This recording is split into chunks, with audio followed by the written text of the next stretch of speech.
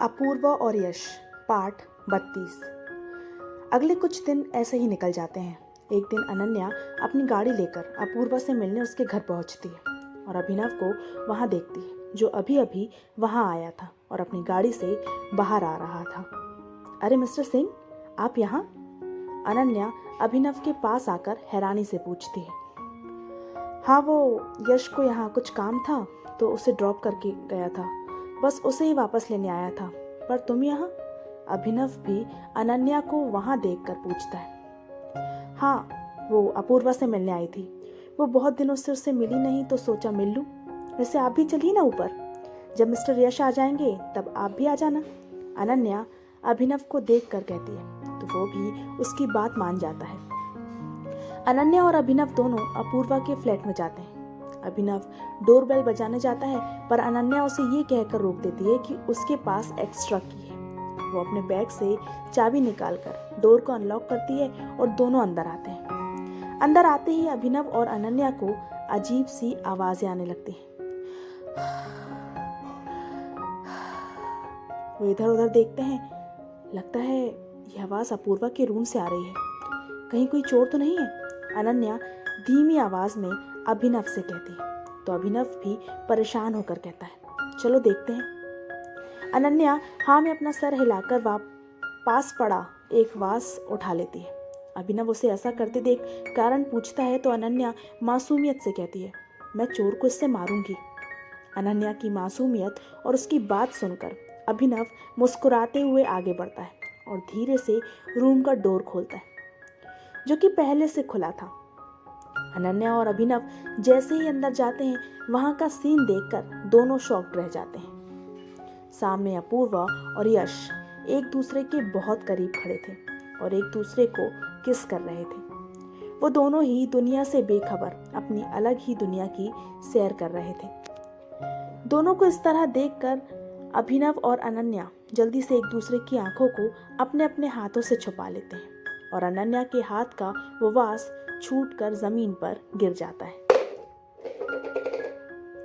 वास गिरने की आवाज सुनकर अपूर्वा और यश जल्दी से एक दूसरे से अलग होते हैं और सामने अभिनव और अनन्या को देखकर सकपका जाते हैं।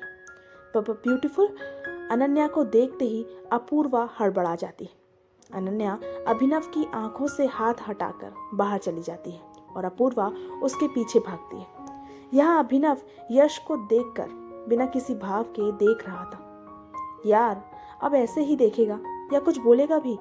अभिनव को अपनी तरफ देखता देखकर यश कहता है तो उसका सवाल सुनकर अभिनव मुस्कुराते हुए कहता है कॉन्ग्रेचुलेशंस ब्रो। अभिनव का बस इतना ही कहना था कि यश जल्दी से आकर अभिनव के गले लग जाता है और उसे थैंक्स बोलता है। अब चल, जिस तरह अनन्या गई है मुझे लगता है वो गुस्से में है। अभिनव अलग होते हुए कहता है तो यश मुस्कुराते हुए कहता है नहीं, वो गुस्सा नहीं होगी, उसी की वजह से तो अपूर्वा और मैं साथ हैं। मतलब? अभिनव असमंजस से पूछता है। मतलब ये है कि उसी ने अपूर्वा को मुझे एक मौका देने के लिए मनाया था। कहकर यश अभिनव को हॉस्पिटल में अनन्या का अपूर्वा को किस तरह समझाया था वो सब बता देता है। वहीं बाहर जब अपूर्वा आती है तो देखती है कि अनन्या किचन में कॉफी बना रही है। वो उसके पास जाकर उसे पीछे से हक कर लेती है। सॉरी ब्यूटीफुल, मैं जानती हूँ तू मुझसे गुस्सा है, पर यार मैंने कुछ नहीं किया, सच्ची। अपूर्वा अनन्या को पीछे से गले लगाए कहती है तो अनन्या अलग होते हुए कहती है रियली? तुझे लगता है कि मैं तुझसे गुस्सा होंगी? चल अब जल्दी से कॉफी के लिए कप पास कर।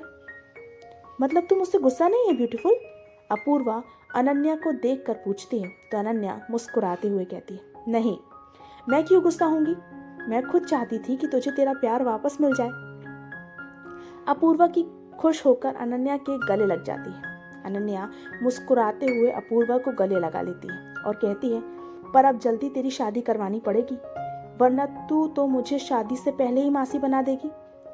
अनन्या की बात सुनकर अपूर्वा उससे अलग होती है और गुस्से से देखते हुए कहती है ये क्या बोल रही है? कुछ भी मतलब? क्यों? गलत क्या बोला? अभी देखा नहीं तू रूम में क्या कर रही थी? अनन्या अपूर्वा को देखकर कहती है तो अपूर्वा नजरें चुराते हुए कहती है वो तो बस। ऐसे ही यार, वो ऐसे ही करते करते तू सचमुच मुझे मासी बना देगी, अनन्या कहती है तो अपूर्वा शर्माते हुए अनन्या को डांटती है। ब्यूटीफुल। अच्छा बाबा, अब नहीं चढ़ाती, चल आजा, सब कॉफ़ी पीते हैं साथ में, अनन्या मुस्कुराते हुए कहती है। थोड़ी देर बाद सब हॉल में बैठकर कॉफ़ी पीते हैं। यश और अपूर्वा दोनों को पूरी बात बता देते हैं कि किस तरह दोनों पहली बार मुंबई में मिले और एक दूसरे पर दिल हार बैठे।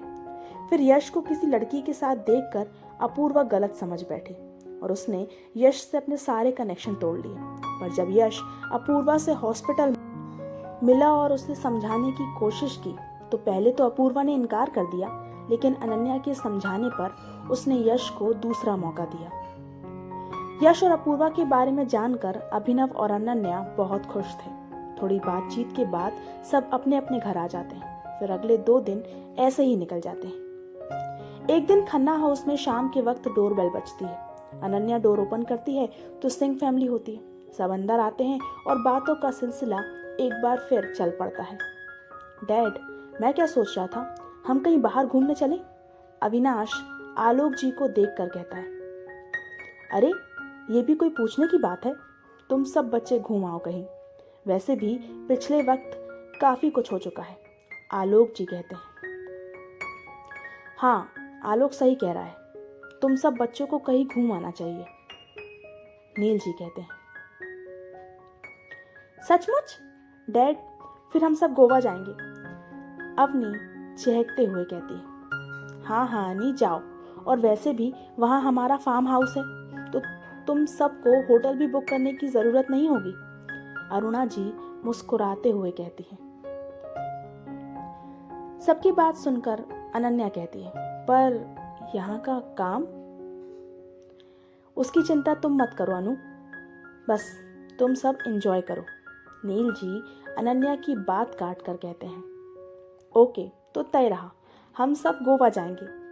अनन्या को देखकर, दी आप अपूर्वा दी को भी बता दो, सब खूब मस्ती करेंगे, अनन्या खुशी से कहती है। थोड़ी देर सब ऐसे ही बात करते हैं। फिर सिंह फैमिली चली जाती है क्योंकि कल ही गोवा के लिए निकलना था तो पैकिंग करनी थी।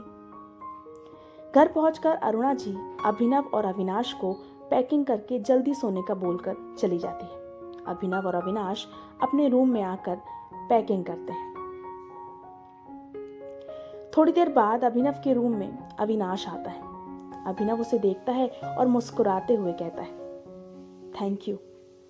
क्या भाई, अब इतना कुछ नहीं किया है, बस आपके आइडिया को सबके साथ शेयर किया है, अविनाश कहता है। दरअसल घूमने जाने का प्लान अभिनव का था।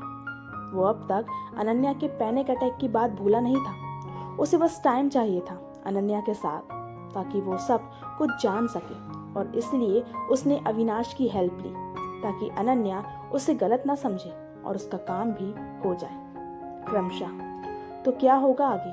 क्या अभिनव अनन्या के पैनिक अटैक की वजह जान पाएगा? क्या उसका कहीं घूमने जाने का प्लान सक्सेसफुल हो पाएगा? जानने के लिए पढ़ते रहिए दरमिया।